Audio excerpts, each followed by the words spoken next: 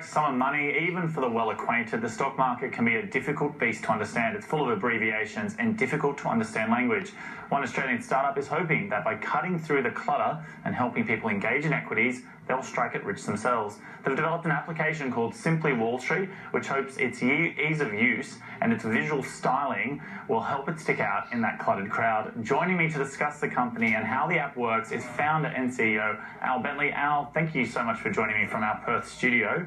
Now, we always hear about, these startups are the future of the Australian economy, pushing it forward. What's different, though, about your app than some of the others already in this marketplace?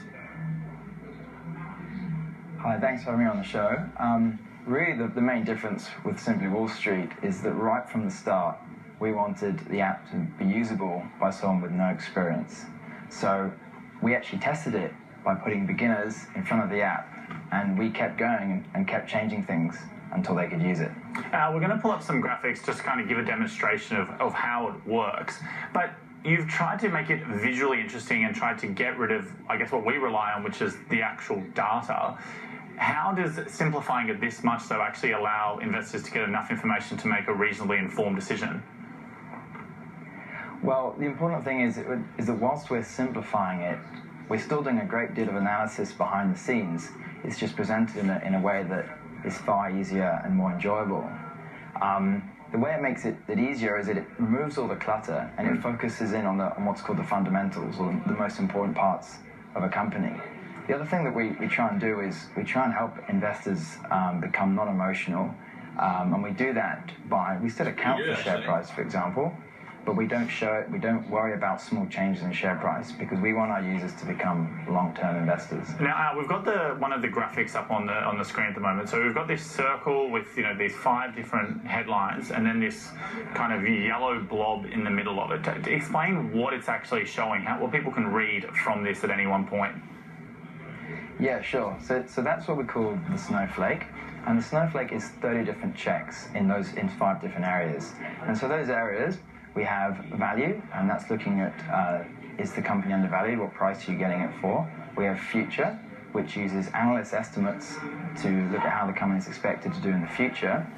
Past, which is past performance, mostly about their recent cash flows. Health, which is their financial health, looking at their balance sheet and their debt. And finally, we have income, which is all about dividends. Again, we're all about the long term, so dividends are quite important for us. Now, what you see is obviously a yellow blob. The better scoring that company is, the bigger and greener that blob becomes. And really what it allows you to do is explore the entire market at a glance and see a company by its characteristics. And then you can click on that blob and you can really dive into the detail and understand why we've given it that shape.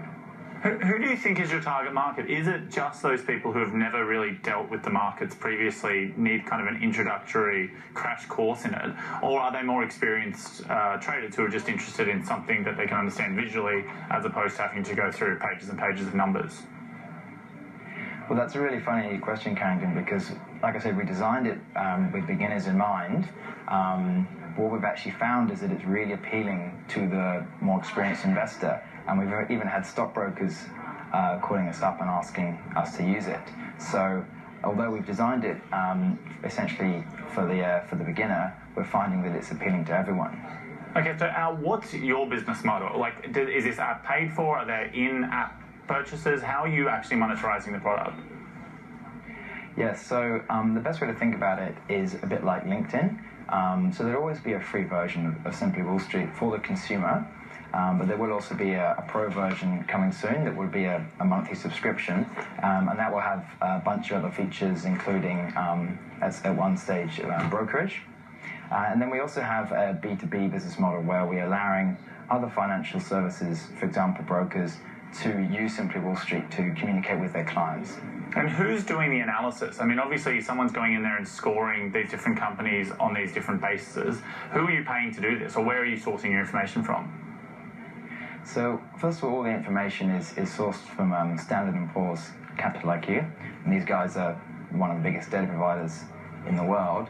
Now, all the analysis is all quantitative, which means that there's no human doing it, it's all done on our servers, and we do that every day for all the companies on the ASX, the NASDAQ, the New York Stock Exchange, and the London Stock Exchange.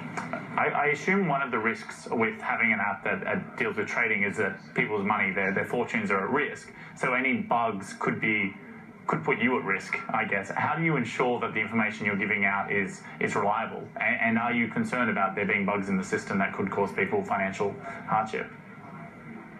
Yeah, I mean, that's obviously a huge concern for us. So at the moment, the app is in beta, and we make sure all of our users are aware that it's still in development, and that's also why it's free at the moment. We have a number of systems in place that we try and catch the bugs as soon as possible, and we also listen to a lot of our user feedback. You know, if a user spots something that looks strange and emails us, we'll get someone from our team on it straight away. And who's backing the company at the moment? Have you got other investors, or is it just you and the other founder? Yeah, we do. We have already one set of investors, and that's a company in Sydney called AWI. And they've taken a very strong position behind Australia FinTech and invested in a bunch of FinTech or finance technology startups. So how do you see the company growing from this point? Do you need a bigger cash injection? Are you looking, as our previous guest, for someone eventually to tie up with, to either sell the company on to, or to come sort of a relationship with them? Yeah, definitely. In the short term, there's a lot of growth still to come. It's still very early days for Simply Wall Street, and we're actively raising another round of funding. But in terms of a few years down the line, I mean, one thing to be clear is, whilst we're an Australian startup, we're already a global company, and we actually already have more users in Canada than we have in Australia. So the few years down the line, we could be looking at probably an exit, and the kind of users that we're attracting to our app are very different to what a lot of the other financial and investment platforms are able to access. We have most of our users under the age of 35, and this is going to make it a very attractive target. Why the Canadian market? Why have you had this growth in Canada? Canada's just an example, but essentially there's no reason why users have to come from Australia. They can come from anywhere, and we've had a lot of what's called organic growth, which is where people share links to Simply Wall Street, and so we've just seen. I mean, when you look at the States and Canada, you're talking about considerably more population than Australia, so it's actually not surprising at all. We're going to have to leave it there. Thanks so much for coming on the show. Thanks. That was Bentley from Simply Wall Street. Well, the Swiss Federal Finance Administration says an